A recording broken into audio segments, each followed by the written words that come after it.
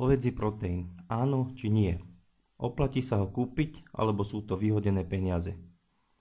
Niečo som už naznačil v mojom článku Ako si vybrať proteín, ale mal som pocit, že by bolo potrebné venovať tejto problematike viac času a preto som sa rozhodol natočiť toto video. Chcem vám jednoducho ušetriť peniaze a verte mi, že pri kúpe hovädzieho proteínu peniaze vyhodíte za lacný kolagén, ktorý vám v ničom nepomôže. To je môj názor. Niekto možno nebude súhlasiť, ale ja vám v tomto videu uvediem zo pár argumentov, po ktorých vás snáď presvedčím. Som Marek Radošovský, dvojnásobný majster Slovenskej republiky v klasickej kulturistike, cvičím už viac ako 20 rokov a popri tom sa samozrejme venujem aj výžive a stravovaniu, do čoho by som zahrnul aj problematiku doplnkov výživy. Proteín ako doplnok výživy by som dal na prvé miesto v dôležitosti a určite súhlasím s jeho užívaním pri cvičení alebo v snahe o chudnutie či zmenu postavy. Proteínov je viac druhov, niektoré sú kvalitnejšie, iné menej. V ostatných rokoch sa na trhu čoraz viac objavujú proteíny hovädzie, o ktorých sa nás reklamy snažia presvedčiť, že sú to niečo ako stejky v prášku. Dokonca lepšie ako stejky, pretože sú ľahko stráviteľné a bez tuku. Jednoducho koncentrovaná bielkovina z hovädzieho mäsa. Je to však naozaj tak, alebo nás firmy tak trošku vodia za nos? Pozrime sa na celosvetovo a zda najznámejší hovädzí proteín Carnivore. Skúste zistiť jeho aminokyselinové zloženie, či už z etikety na krabici alebo na nete. Poviem vám rovno, že na krabici nie je a na webe tiež nie. Nebodaj je problém pre firmu zistiť aminokyselinové zloženie svojho výrobku. Alebo len nechcú očividne klamať v zložení a obsahu jednotlivých aminokyselín a preto to jednoducho na etiketu nedali. Každopádne, ak niečo skrývajú, asi majú na to nejaký dôvod. V popise karnivoru je ešte zo pár zaujímavostí, ktoré by som chcel zdôrazniť. Uvádzajú, že je o 350% koncentrovanejší ako mäso, ako by to malo byť niečo úžasné a výnimočné. Ale ak sa trošku zamyslíte, tak je normálne, že je koncentrovanejší ako mäso, ktoré je plné vody. Veď aj srvátkový proteín je koncentrovanejší ako srvátka z mlieka. Ďalšia vec je obsah kreatínu, o ktorom píšu, že ho karnivor obsahuje 20 krát viac ako steak. Ak je karnivor koncentrovaný a z hovädzieho mäsa, ktoré kreatín prirodzene obsahuje, prečo ho potom do karnivoru pridávajú a v zložení je hneď na druhom mieste? Zamyslite sa. Vráťme sa však späť k aminokyselinám. Jediné, čo som na internete našiel, je aminokyselinové zloženie dosť podobného výrobku a konkrétne Carnivore Beef Aminos, teda hovädzích aminokyselín Carnivore. Ak sa pozrieme na zloženie, tak tam nájdeme hovädzí proteínový izolát, presne ten istý ako aj v práškovom proteíne. Pozrieme sa však na aminokyselinové zloženie, presnejšie na niektoré dôležité aminokyseliny, o ktorých si o chvíľku povieme viac. Sú to lizín, glicín, prolín a hydroxyprolín. Ako môžete vidieť, všetky majú v tomto výrobku dosť veľké zastúpenie. Naproti tomu, ak sa pozrieme na BCAA, čo sú leucín, izoleucín a valín, týchto nie je nejak veľa. Všimnime si ešte dve aminokyseliny, cysteín a tryptofan. Ich obsah v tomto výrobku je úbojých 500 mg pri cysténe a 384 mg tryptofanu na 100 g, teda pol gramu jednej a necelého pol gramu druhej aminokyseliny. Čiže úplne zanedbateľné množstvo. Prečo vás upozorňujem na tieto aminokyseliny, vám poviem o chvíľu. V zložení si môžeme všimnúť spomínaný kreatín a čo je ešte dôležitejšie aj aminokyseliny BCAA. To znamená, že aj to málo BCAčiek, ktoré sú v tomto výrobku, sú z nejakej časti iba pridané a v hlavnej surovine sa veľmi nenachádzali. Poďme sa pozrieť aj na domáci, respektíve český trh a dosť propagovanú značku Extrifit, konkrétne ich hovädzí proteín. Na konci roku 2013 vyšiel článok na slovenskej stránke Izlabs, kde je rozoberaná problematika hovädzích proteínov a ako veľmi vhodný je uvedený konkrétny beef protein Extrifit. Článok v podstate nie je zlý, dokonca je veľmi vhodné si ho prečítať. V nadväznosti na to, čo sme si povedali o karnivore, vám z neho prečítam pár viet. Aké je priemerné aminospektrum bielkovín hovädzieho mäsa? To, či počiatočná zmes hovädzieho mäsa obsahovala vysoký podiel kvalitnej svaloviny alebo naopak vysoký podiel pohybovej bielkoviny kolagénu, nám odhalí aminospektrum, ktoré by malo byť súčasťou každého doplnku výživy. Vysoké hodnoty aminokyselín cysteín, tryptofán, glutamín a vyššie dávky BCAA signalizujú, že počiatočná zmes obsahovala chudé mäso svaloviny. Ak výrobca aminospektrum neuvádza, je riziko, že beef produkt obsahuje zvýšený alebo prevažujúci podiel pohybovej kolagénnej bielkoviny, ktorá nie je efektívna pri podpore rastu svalovej hmoty alebo pri jej zachovaní v diétnom režime. Takže ešte raz, vysoké hodnoty aminokyselín cysteín, tryptofán a BCAA signalizujú, že počiatočná zmes obsahovala chudé mäso svaloviny. Ale pri výrobku Carnivore to bolo presne naopak a spomenutých aminokyselín tam bolo veľmi málo. Logicky z toho vyplýva, že počiatočná zmes neobsahovala chudé mäso svaloviny. Súhlasíte? Ďalšie dôležité pasáže z článku.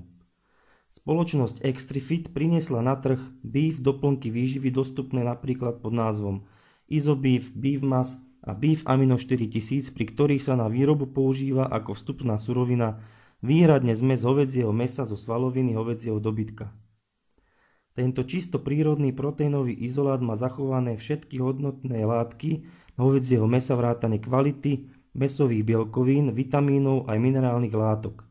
Vzhľadom na to, že finálna surovina je dôkladne zbavená vlhkosti, tuku a prímesí, obsahuje až 98% bielkovín získaných zo svaloviny býka či kravy, iba 1,9% tuku a 0% cukrov. Znamená to, že konzumáciou proteínového izolátu z hovädzieho mäsa získavate tie najkvalitnejšie bielkoviny a aminokyseliny nepostrádateľné pre rast svalovej hmoty, no v mnohonásobne vyššej koncentrácii ako pri konzumácii klasického hovädzieho mäsa. A na záver táto veta, ktorej pravdivosť si hnedaj overíme. Obsahujú vysoký podiel aminokyselín tryptofán, cysteín, BCAA, glutamín.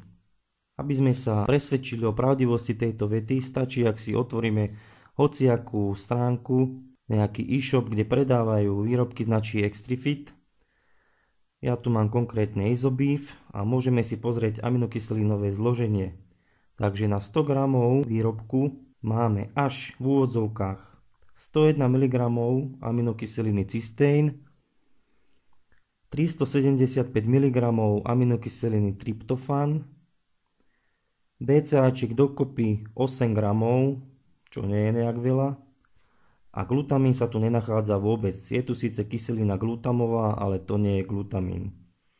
Zopakujem, že tento článok vyšiel koncom roku 2013, čo však vyšlo na povrch už o pár mesiacov, bol fakt, že Česká štátna poľnohospodárska a potravinárska inšpekcia kontrolovala spomenutý výrobok a výsledok si môžeme pozrieť na stránke Potraviny na Praníži, kde si môžeme pozrieť archívny záznam z výsledku kontroly, ktorá sa konala 24. marca 2014. Kontroloval sa výrobok Isobeef od firmy Extrifit a môžeme si tu prečítať záver kontroly. Obsah kolagénu nezodpovedá priemernému prirodzenému zastúpeniu kolagénu v hovädzom mäse, jeho tam podstatne viac. Na obale bolo uvedené, obsahuje 99% izolovanú hovädziu bielkovinu, niekoľkonásobne koncentrovanejšie ako hovädzie mäso. Zistený obsah kolagénu však bol 86% z celkového obsahu bielkovín. Takže reklama je jedna vec a realita druhá. Firma síce na svojej stránke vydala vyjadrenie, ktoré si celé môžete prečítať, v krátkosti vám ho zhrniem. Vyhovárali sa na svojho dodávateľa suroviny. Vraj oni nevedeli o tom, že to, čo im dodáva, je iba kolagén, vraj tomu nenapovedalo ani aminokyselinové zloženie. Takže sa iba zbavili zodpovednosti a najviac sa mi z vyjadrenia páči táto veta. Pre vás, našich zákazníkov, je aj napriek aktuálnemu stavu veci dôležitá informácia, že sa jedná o najlepšiu voľbu beef proteínu dostupnú na európskom trhu s najväčším podielom bielkovín hovädzieho mäsa. Takže aj keď ich hovädzí proteín je v podstate iba kolagén, aj tak sa nás snažia nahovoriť, že to nevadí a že ich výrobok je najlepšia voľba hovädzieho proteínu na európskom trhu. Čo k tomu dodať? Jednoducho povedané, predávame niečo úplne iné, ako deklarujeme, ale vy si to aj tak kupujte, lebo je to najlepšia voľba. Asi tak. Aby ste netvrdili, že to, čo vám tu vravím, sú len moje polemiky a názory, poďme sa pozrieť na stránku Wikipédie, kde sa dozvieme dôležitú informáciu, ktorá jediná vám stačí, aby ste zistili, či nejaký proteín obsahuje kolagén a aké percento. Takže čo nám hovorí Wikipédia? Aminokyselinové zloženie. Molekula kolagénu je tvorená hlavne aminokyselinami glycín, prolín, hydroxyprolín a hydroxylizín. Treba si preto pri výrobkoch všímať hlavne tieto aminokyseliny, ktorých vyšší podiel určite signalizuje zvýšený obsah kolagénu v danom výrobku. Najdôležitejšia veta je však až na konci stránky a to je stanovenie obsahu kolagénu v mese. Obsahom kolagénu sa rozumie obsah hydroxyprolínu vynásobený koeficientom 8. Takže stačí chcieť a trošku hľadať na nete a zistili sme, že obsah kolagénu vo výrobku môžeme zistiť jednoducho podľa obsahu aminokyseliny hydroxyprolín. Táto informácia je dostupná na internete, takže každý sa to môže dozvedieť. Dokonca by to mali ovládať aj vo firme Extrifit a nemuseli by sa potom vyhovárať na dodávateľa, pretože len podľa aminokyselinového zloženia dodanej suroviny by vedeli, že je to v podstate len kolagén. Napriek tomuto, ako vám o chvíľu dokážem, je veľa firiem, ktoré uvedú aminokyselinové zloženie svojho výrobku, podľa ktorého je evidentné, že sa jedná hlavne o kolagén, ale budú vám tvrdiť, že ich výrobok je jedinečný a výnimočný na trhu, pretože obsahuje kvalitné bielkoviny z hovädzieho mäsa. Stačí si skontrolovať ponuku hovädzích proteínov napríklad na stránke Protein.sk a hneď vieme, na čom sme. Zo stránky som si vybral iba hovädzie proteíny a môžeme skontrolovať niektoré z nich. Vyberiem napríklad 100% beef od Nutrendu a pozrieme sa na jeho aminokyselinové zloženie. Na 100 g výrobku máme 82 mg cysténu a 1010 mg tryptofanu. Čiže vyšší obsah týchto dvoch aminokyselín by mal signalizovať, že na výrobu tohto produktu bola použitá kvalitná svalovina hovädzieho mäsa.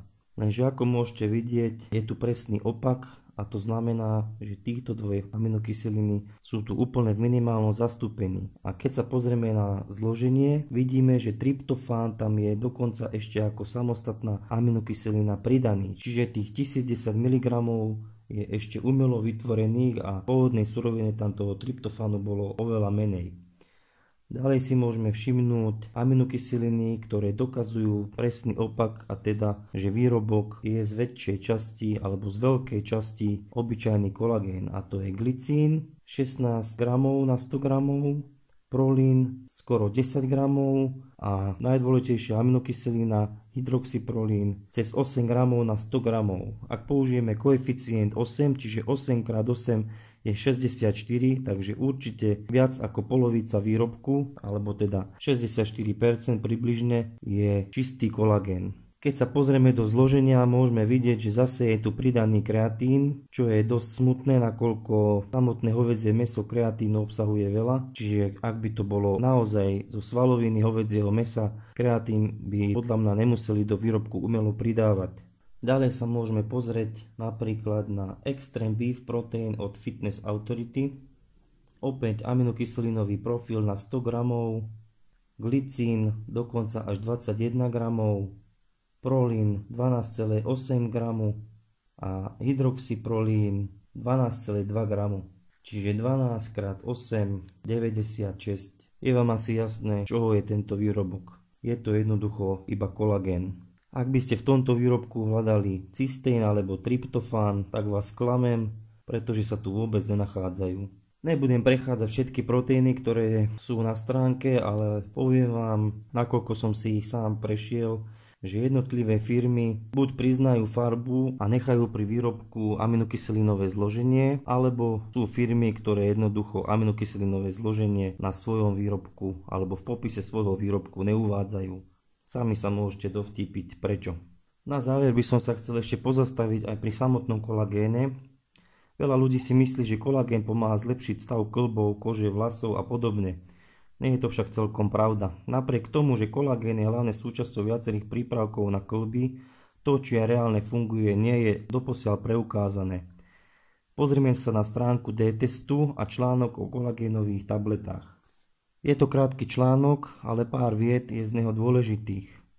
Ďalší klamaní sa týka prúkaznosti účinku kolagénových tablet. Výrobci sa rádi oháňajú tvrzeními, jak kolagén pomáha pokožce, rústu vlasu a nechtu či v boji proti bolestivým kloubom. Táto tvrzení však nejsou podložená žiadnou průkaznou vedeckou studií. To je také dôvodem, proč se kolagén neprodáva ako liečivo, ale pouze ako doplnek stravy. Takže kolagén sa doposiaľ predáva iba ako doplnok výživy. Je jedno, či si ho kúpite v lekárni alebo objednáte cez internet. Stále je to doplnok výživy a ako taký nemá výskumom potvrdené účinky. Ak by to tak bolo, tak by bol predpisovaný lekármi. Takže buďte kritickí a opatrní aj pri kúpe kolagénu. Myslím si, že problematiku hovädzích proteínov som pre vás dostatočne rozobral a vy už nebudete zbytočne vyjadzovať peniaze. Tí z vás, ktorí ste ešte nenavštívili moju stránku fitnessrady.sk a chceli by ste mailom dostávať rady zdarma, môžete tak urobiť. Odkazy na jednotlivé stránky a články uvediem dolu pod videom, takže sa môžete o všetkom presvedčiť aj sami. Dúfam, že vám moje video pomohlo a ak sa vám páčilo, prosím lajkujte ho a môžete ho samozrejme aj zdieľať. Ďakujem za pozornosť a čaute pri ďalšom videu.